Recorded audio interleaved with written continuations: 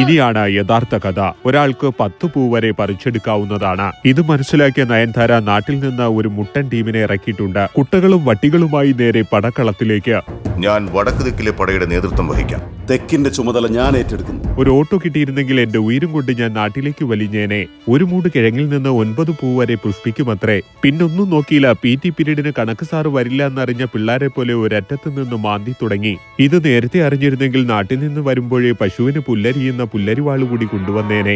ഇതൊക്കെ കണ്ട് എന്റെ മസ്തിഷ്കം ഉണക്കമീൻ മണ്ടേ കയറിയ പൂച്ചയെ പോലെയായി. കുട്ടികളും പട്ടികളുമായി ധാരാളം പേർ ഇവിടം ലക്ഷ്യമാക്കി എത്തുന്നുണ്ട്. വർഷത്തിൽ കുറച്ചു ദിവസം മാത്രമേ പൂക്കുന്നു എന്നതിനാൽ സായിപ്പ് അതിനെ ഒരു ഉത്സവമാക്കി മാറ്റിയിട്ടുണ്ട്. ഈ പരിപാടി നിങ്ങൾക്കായി അവതരിപ്പിക്കുന്നത് വിജയണ്ണന്റെ മലക്കറിക്കട മൂന്നാനംകുഴി. ചെറിയുള്ളി 2 കിലോ 100, ബീൻസ് 2 കിലോ 100, വെണ്ടക്ക 3 കിലോ 100.